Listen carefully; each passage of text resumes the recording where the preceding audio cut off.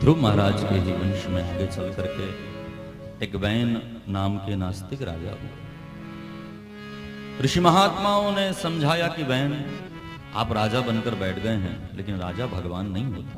ये वैन की कथा बड़े ध्यान से सुनना, क्योंकि वैन की कथा धर्म सत्ता और राज सत्ता, ये दोनों का कैसा समन्वय होना चाहिए उसकी कथा है। हमेशा हमारे भारत में ऊंची सबसे पहले है धर्म सत्ता, उसके नीचे राज सत्ता, धर्म उसके बाद राजनीति। लेकिन अब ये हो गया है कि राजनीति में तो धर्म नहीं है, लेकिन धर्म में बहुत राजनीति हो रही है, उल्टा हो गया है। राजनीति श्रेष्ठ करने के लिए ऊपर धर्म को होना चाहिए। इसलिए जहां दशरथ हैं वहां वशिष्ठ हैं,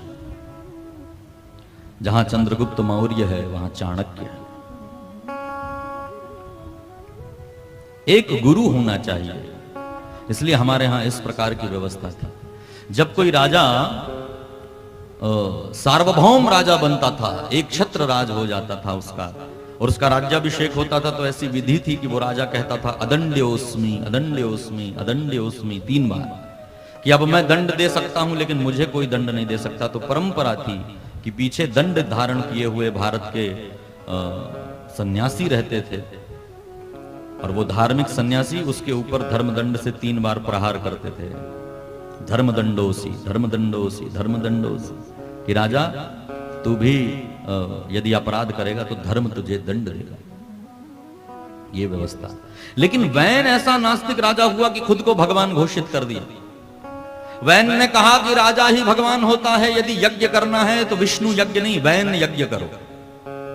विष्णवे स्वाहा कह करके नहीं, वैनाय स्वाहा कह करके आहुति प्रदान करो। तो उस समय के साधु महात्मा ने वैन को समझाया कि महाराज, राजा भगवान का अंश है लेकिन भगवान नहीं है। प्रजा परेशान है, पूजा पाठ यज्ञ आदि बंद हैं, हमारे लोग भूख प्यास से मरने लगेंगे, अकाल पड़ेगा। सब समझाया लेकिन नहीं माना वैन। तो भागवत की कथा कहती है सब धार्मिक महात्माओं ने मिलकर के हुंकार किया और वैन के प्राण चले गए। सब ने मिलकर के वैन को मार दिया। धर्म हिंसा। कभी कभी धर्म की स्थापना करने के लिए कुछ बातें अधर्म की लेनी पड़ती। हिंसा हमारे यहां अधर्म है, लेकिन धर्म हिंसा, धर्म को बचाने के लिए हिंसा पुण्य है। ध्यान से सुनना। चाणक्य ने भी यही बात चाणक्य नीति में कही कि जो हमारे जीने में जो चीज बाधक है उसको मारना हिंसा नहीं है।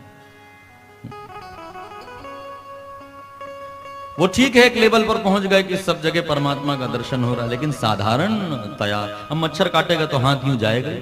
ये हाथ को भगवान ने ये ताकत दी है। हाथ क्षत्रिय है, भगवान के मुख ब्राह्मण है, हाथ क्षत्रिय है। क्षत्रिय का काम क्या है? युद्ध करना। तो ये हाथों को देखा तुमने, कहीं मच्छर काटेगा तो हाथ पहुंचेगा पहले,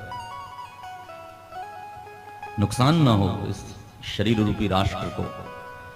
तो ये हमारा राष्ट्र भी एक शरीर है परमात्मा। इसलिए तो हमारे ब्राह्मण लोग जब पुष्पांजलि कहते हैं, तुम सुनो, ओम राजाधिराजाय प्रसय्य साहिने नमो वयं वैश्रवणाय कुर्महे समे कामान काम कामाय मह्यं कामेश्वरो वैश्रवणो दधातु पृथिव्यै समुद्र पर्यंतायात एक राड इति। ये पृथ्वी समुद्र पर्यंत एक राष्ट्र है और इसके राजा केवल परमात्मा। तो कई प्रकार से वैन को समझाया, लेकिन वैन माना नहीं तो उसके प्राण ले लिए। अब राज्य में अराजकता न फैल जाए तो महात्माओं ने मिलकर के वैन की भुजा का मंथन किया।